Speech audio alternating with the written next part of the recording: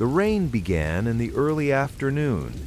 By evening, it had settled into something soft and steady, the kind of rain that has no intention of stopping, that simply falls and falls, quietly, as if it has always been falling and always will be. At the old cottage at the end of Briar Lane, Margaret did not mind this at all. She stood at the kitchen window for a little while, watching the drops trace their slow paths down the glass. The garden beyond had gone soft and gray and still. The oak tree swayed gently. The flower beds had gone to sleep for the season. Everything outside was quiet and wet and peaceful, and Margaret felt, as she so often did on evenings like this, that the rain was a kindness, drawing a soft curtain around the cottage, closing the world down to just this, just here, just the warm and gentle things within these walls. She turned from the window. The kitchen was dim in the evening light, and she reached up and switched on the small lamp above the stove. It spread a warm amber glow across the wooden countertop, across the row of ceramic jars. Flour, sugar, oats, each one slightly different, collected slowly over many years. Across the bunches of dried herbs hanging from the low beam above the sink. Lavender, rosemary, a little thyme. The cottage always smelled of these things, of dried herbs and old wood, and the gentle sweetness of years of cooking and fires and quiet evenings, just like this one. Outside, the rain continued to fall softly. Margaret moved to the hearth. The fireplace was in the sitting room, just through the low doorway, and she had laid it that morning, knowing the evening would come to this. Newspaper twisted into soft coils, a little kindling, 2 good logs resting on top. She struck a match and held it to the paper and watched the small flame find its way. Cautious at first, then more certain, then warmly committed, spreading through the kindling with a gentle crackle that filled the room like a quiet welcome. She crouched there for a moment, watching the fire take hold. There was something deeply reassuring about this, about the way fire always responds, the way it grows from almost nothing into something warm and giving. She held her hands toward it and felt the first soft heat reach her palms. Behind her, on the armchair, a gray cat named Pip opened one eye. He had been sleeping there for most of the afternoon, tucked neatly into the corner of the cushion, with his tail wrapped around himself. He looked at the fire with the calm indifference of a creature who has always expected warmth to arrive and has never once been disappointed. Margaret reached over and ran her hand slowly along his back. He arched very slightly into the touch. A low purring began in his chest, soft and steady, like a small engine running very quietly in a distant room. She left him to his warmth and went back to the kitchen to make bread. She had made bread every Friday evening for more years than she could easily count. Her hands knew the steps, the way they knew everything that mattered, without thinking, without hurrying, moving through each small task with the quiet ease of long repetition. She measured the flour into the wide ceramic bowl, the one with the small chip on the rim that had always been there. She added the yeast, the salt, the warm water. She began to mix, slowly turning the dough over on itself, pressing with the heel of her hand, folding, turning, pressing, and folding and turning. Outside, the rain continued to fall softly. It tapped against the kitchen window in its gentle, irregular way. It gathered in the gutters and ran quietly down the drain pipe at the corner of the cottage. It turned the world beyond the glass into something soft and blurred, like a watercolor painting where nothing has a sharp edge and nothing demands your attention. Nothing needed to be hurried. The dough came together under Margaret's hands, smooth and faintly warm. She shaped it into a round and set it in the bowl to rise. Covering it with a clean cloth, she washed her hands at the sink, dried them on the linen towel hanging from the oven handle, and put the kettle on. While she waited, she opened the back door just slightly, not to go out, only to listen. Rain on the garden path had a different sound from rain on the window pane. Deeper, more open. It came in through the doorway like something invited, a cool, damp breath carrying the smell of wet earth and wet leaves and the quiet freshness that only autumn rain can carry.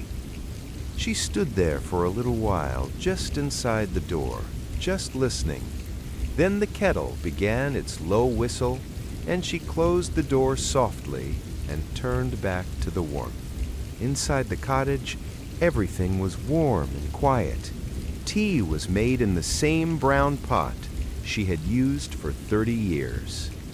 Rounded and slightly faded, a small mend on the lid from the time it cracked long ago. She warmed the pot first. A little boiling water swirled gently, tipped away, and the leaves.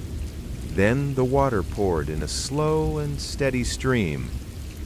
She carried her cup through to the sitting room. Pip had moved, as cats do, from the armchair to a spot directly in front of the fire. He lay stretched out on the hearth rug with the complete and boneless contentment of a creature who has accomplished everything he set out to do today. His sides rose and fell slowly. His eyes were closed. His purring was the softest sound in the room. Margaret settled into her armchair, the worn one by the window, the one that had held the shape of her sitting for so long that it fit her now the way old clothes fit, without pressure, without effort, without anything that needed adjusting. She pulled the patchwork blanket over her legs. It was made from squares of different wools. Some she had knitted herself over various quiet winters, others given to her or found at the church sale. Every square a slightly different color and texture, soft from many years of washing and use. She picked up her book. The lamp beside the chair made a small, warm pool of light that reached exactly as far as the page. Beyond the window, rain fell steadily. The fire shifted and settled, sending a brief scatter of sparks quietly up the chimney. She read slowly. She had never been in a hurry with a good book. She read the way she did most things, gently attending to each sentence, letting the words settle before moving on. Sometimes she read the same passage twice, not because she had forgotten it, simply because it had been pleasant the first time. The tea grew cool beside her. She drank it that way, which she had always preferred. Tea just below hot, smooth and mild, easy. Outside, the rain continued to fall softly. After a while, she set the book down and simply sat. The fire had burned lower now, the logs moving through their quiet hours, settling into the long, warm glow of good embers. The room was very warm. The lamp held its small amber circle. Pip's purring had become something almost impossible to hear, more felt than heard, a gentle vibration in the hearthrug rather than a sound. Inside the cottage, everything was warm and quiet. Margaret thought about nothing in particular. This was, she had always believed, one of the finest things, to sit without purpose while rain falls and a fire burns, and a cat sleeps on the hearth rug, and the evening slowly does what evenings do. Nothing needed to be hurried. After a little while, she rose and went back to the kitchen to check the bread. It had risen beautifully, swelling gently to the edges of the bowl, pressing softly against the cloth. She turned it out onto the floured board and shaped it with care, tucking the edges under, pressing it into a neat round. She set it on the baking tray, slid it into the low oven, turned the dial with its familiar slight resistance, set the small timer on the shelf. Then she fed Pip. It appeared, as he always did at this precise moment, in the kitchen doorway, sitting very straight, tail curled around his paws, his expression one of perfect patience combined with absolute certainty that he had not been forgotten. He had not been forgotten. She set his bowl on the mat in the corner, and he walked to it with quiet composure. She rinsed his water dish and refilled it from the tap. The oven was warming the kitchen now, and the smell of bread was beginning. First, the faint, yeasty warmth of the dough, and then slowly, gradually, something richer, something golden. This was one of Margaret's favorite smells in all the world. She wiped down the counter, hung the cloth neatly over the tap, turned off the kitchen lamp, leaving only the small light above the stove, which was enough. Outside, the rain continued to fall softly. By the time the bread came out of the oven, the cottage was very quiet. She set the loaf on the rack, golden firm, slightly domed. She would not cut it tonight. Tonight it would simply sit and cool and fill the kitchen with its warmth. Tomorrow morning, there would be the first slice with butter, and it would be, as it always was, one of the very best things. She locked the back door, checked the front, latch down, bolt across, turned off the sitting room lamp, leaving only the last low ember glow of the fire. It would go out on its own before midnight. She ran a bath.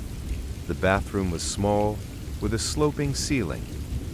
Rain fell on the flat roof of the lean-to just outside the window, a soft, close percussion, steady and near. She lay in the bath for a long time. The water was warm, not hot, just warm. The room was quiet. She could hear the rain on the roof just above her. She could hear far below the last of the fire settling. She could hear, very faintly, Pip's soft steps across the kitchen floor. She let her hands float at her sides. She let her thoughts drift without following them anywhere. They rose and moved and dissolved, the way smoke rises from a chimney and disappears into the dark sky above, without needing to go anywhere, without needing to mean anything. The water held her gently. Outside, the rain continued to fall softly.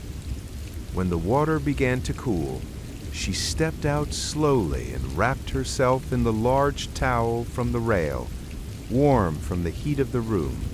She stood in the quiet steam for a moment, drying slowly. Then her nightgown, old cotton, washed to a softness that nothing new could match, her cardigan over the top, her slippers. She moved quietly down the hall to her bedroom. The bedroom was at the front of the cottage. From her pillow, she could see the top of the oak tree through the window.